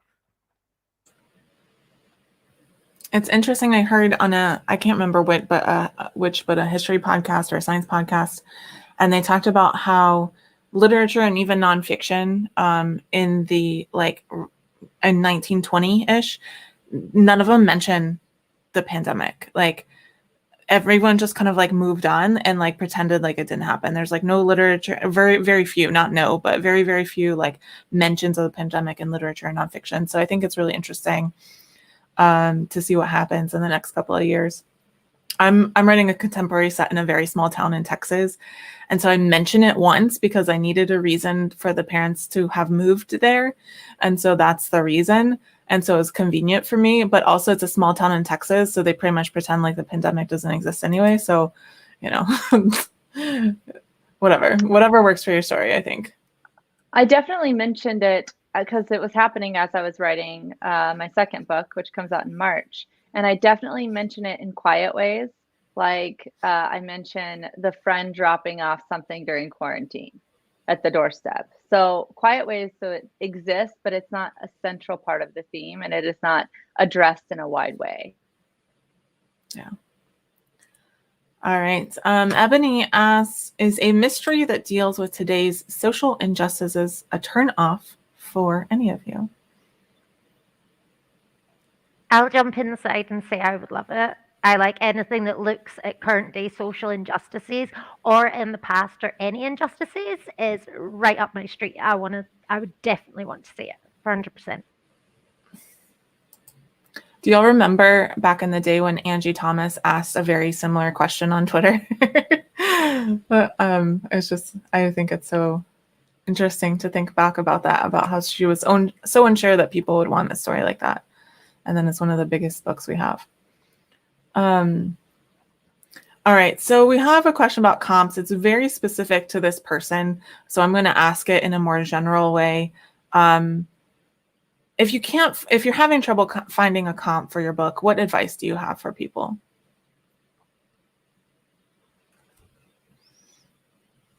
Oh, sorry. All I right. think you could go first this time. All right. So a few years ago, back when I was querying, I was at a conference and I remember hearing from one of the agents that if you can't think of a comp for your book within the last 5 years, then there might not be a place on it, or there might not be a place for it on the shelf right now. So either one, maybe you're not reading widely enough in your genre and you need to do a little bit of research, or two, maybe there's something that's not quite working with the story itself and needs a little tuning. But that's all subjective. It just depends. Comps are not going to make or break. More often than not, you just need some help finding the right comps. For me, most people, I think, attach themselves to a comp and think it needs to be an exact fit. And it doesn't. It can be tone. It can be format. I use format because I play with that. I use the Poet X for for the Truth Project. That's in no way even a similar style, but it's written in verse. As far as themes and stuff like that. So it just depends on the project, and your mentors can definitely help you with that. And I will say, it is good to use recent titles in your category. That's really great. It shows that, you know the market and stuff, but it's like you don't necessarily only have to limit yourself to that, because when I queried my book, I actually used 2 movie titles, which maybe like you should try to use 1 book in your category at least. But it isn't bad to look at movies or even like really popular video games and TV shows. I know some people like comp manga and anime, which like I would love because I'm a huge fan. So like that'd be awesome to get some comps that, are more like well-known titles that people might still know. So I think like you don't necessarily have to just look at like one specific, like list of books to try to find one that's similar to yours. Like you can expand a little bit if it really does match, an aspect of your book, because you don't also want to just like take like a huge title that everybody likes and just to throw it in there if it's not actually, a good representation of what you're writing. Yeah, and you can also be specific too. Like you could be like, oh, my book has the family dynamics of Y and the humor of X. If there's like a particular aspect of a book that you want to comp to, that's also a possibility. I also think if you're really unsure, I'm assuming most people would have had their drafts beta read or critiqued. Talk to your critique partners, ask them if it reminds them of any specific things, any books that they've read recently, because you can be really close to your work and maybe not be as objective as you can be, and your critique writer might just say, oh, it reminds me of this book, and you're like, oh yeah, of course, it is kind of like that style of book, or it is got that same sort of tone. So make sure you reach out to your writing community that have read your work and ask them their opinion, because you might find there's just something that you're not quite kind of thinking of, because sometimes if someone asks me my favorite 10 books, I'll just freeze and think of 2. And you can get that. So I would say ask your critique or beta readers and see what their thoughts are, because it might just kickstart something. I did a video recently for my library's YouTube channel on comps. And so I posted it in the comments, and it's got my my secret sauce for finding the right comp. It's a exclusive tip. So go watch that. I think it's really fun. And so go check that out if you're having trouble finding your comps. All right. From Twitter, Carly brought a question over from Twitter. Any tips for navigating the wish lists and prioritizing one mentor over another? I think usually what I did as a mentee and what I usually recommend is first making sure that the mentor is in your age category, then going through the wish list to make sure they're accepting the genre that you're pitching, but also like, what do you need? What do you think your manuscript needs help with? Like if you think I need help, building the romantic tension, and there's a mentor who's like, I can help you with this. Or if you want a mentor who's going to do extensive line edits, a lot of mentors will say whether or not they're going to do that. So I would first think, okay, what do I need? What am I looking for in a mentor? And then looking afterwards, who seems to be a good fit in terms of what you need to strengthen your manuscript.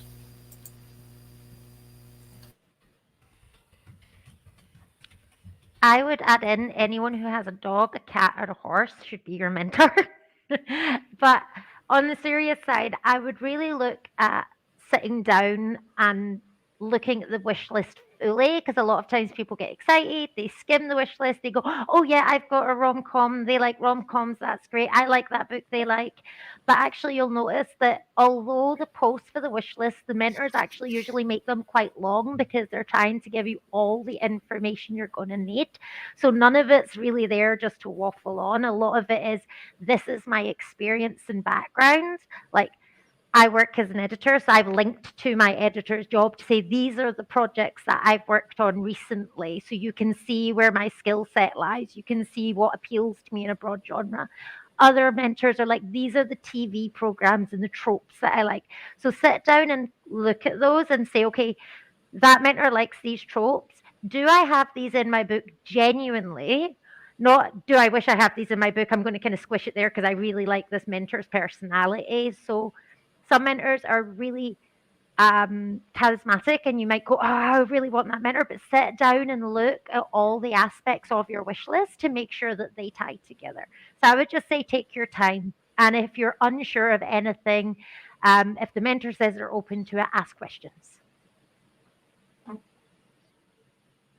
right. We got a question about middle grade. This is a young adult chat, and I do want to focus on young adult stuff.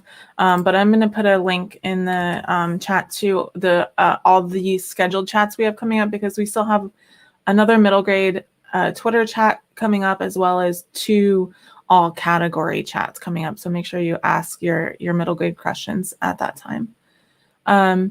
Ebony wants to know how y'all feel about cussing. Give me all the swears. I have a funny story because like when I first signed with my agent, a big revision of my manuscript was literally just cutting out swear words. I think I cut the word shit from my manuscript like 100 sometimes. It was a lot. But I will say like cussing is great, especially in YA. I think a lot of teenagers cuss. When I was a teenager, it was like 50% of what I said, probably, like when I was by myself or with friends especially. So I think it's fine. Like definitely there might be a point where like we have to dial it back and you have to do the revision I have to do and be like, okay, what are the most important shits of this story? You know, and which ones like matter the most? Which ones can I like actually not use so it's not just like too much?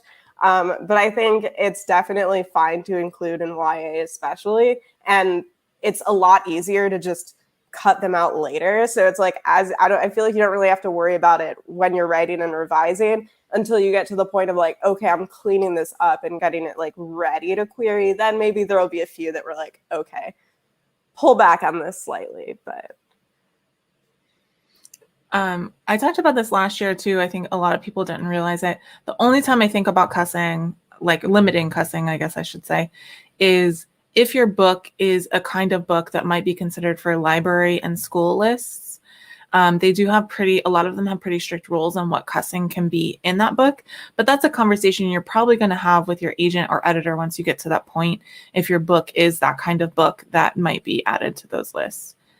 Because sometimes you cut an F word out and that means like tens of thousands more sales because you're then eligible for a lot more of these lists. But that's like a purely like mercenarial marketing like viewpoint on cursing. All right, we are almost out of time. Brenda stopped by and said, this is such a great chat. Thank you, mentors, for being so awesome and generous with your time. Brenda Drake is the founder of Pitch Wars, in case people didn't know.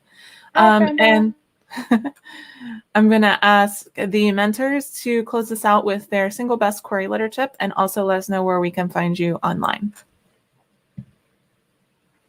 Okay. I get a lot of queries every day. Maybe I read 10 to 20 a day. And the biggest tip I have is be clear.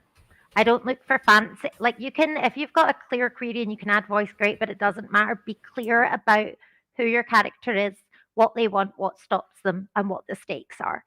I know it's really hard to think there's this huge big book that you boil down to 300 words. But quite honestly, if you cannot know what your story is without all of those subplots and all the extra things, then sit down until you do. Read your book, think about your book, sketch out your ideas, just be really clear. As for where you can get me at FionaMcLarenWrites.com, or you can find me on Twitter at Fiona_M_McLaren, because I use too many underscores. I think a big thing with queries, it's kind of based off of what Fiona says, is like really specifics are key. I feel like a lot of times people try to, in their queries, use like almost like cinematic, like movie trailer language and be like, you know, and then something really terrible will happen, or like, and they'll face their biggest issue yet, you know, or some like thing that it's kind of like, okay, that's cool, but like, I want to know what that is. Like, I don't actually understand what is happening. So I think just really being specific about those details and what like is actually happening in the query, like it's going to sound cool when we know what's actually happening. You don't have to worry about making the query language like super enticing in that kind of way, because it usually just leads to more confusion and kind of will get agents to just like stop reading. And you can find me on Twitter and Instagram at Justine P. Winans.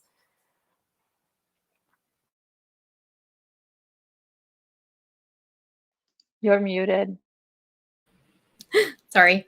Right. That's the first time I've actually ever done that.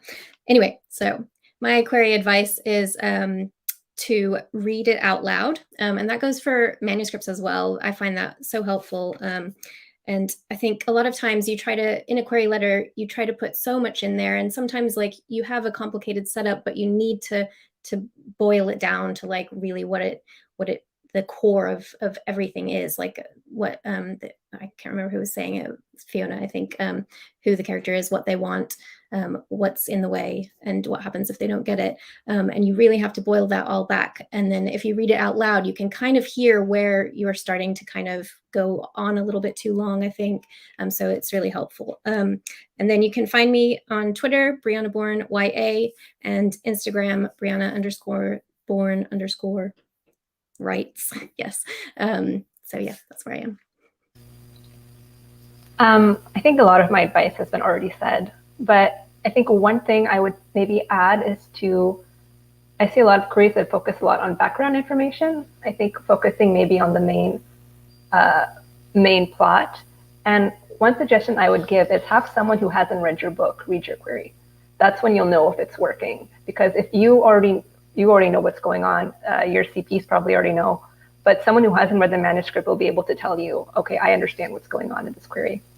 So I guess that would be my tip. And you can follow me on Twitter at Hoda Agharazi. All right, my feedback, my query tip would be, aside from, because I was going to say have someone who hasn't read it read it, but also treat it, workshop that too. If you belong to a writer's group, get that in front of a group of people who are good at queries. I know there's a lot of Pitch Wars hopefuls groups, and when I was applying for Pitch Wars, I did not get in, but I did do a lot of those hopeful groups. There's a Facebook group. There's a gal named Morgan Hazelwood that used to run one. I don't know if she still does, but there's just a ton of resources out there and people out there who are willing to share pages back and forth within this community. So utilize that and share with one another, and also help critique other people's queries, because that's how you get good at them too. You can find me usually on TikTok, because I'm a child, at Dante Medema Books, same on Instagram, and then on Twitter, I think it's just at Dante Medema. All right, and I'm going to add an query letter tip, and that is specificity is key.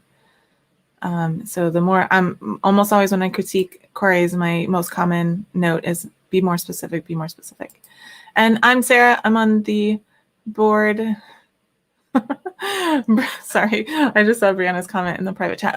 Yeah, I'm on the board for Pitch Wars, and I also have a podcast called Queries, Qualms, and Quirks, where authors share their publication journeys. So you might want to check that out. There's been several interviews with Pitch Wars people, and of course, all of y'all, if you want to be on the podcast, let me know, and we'll schedule it.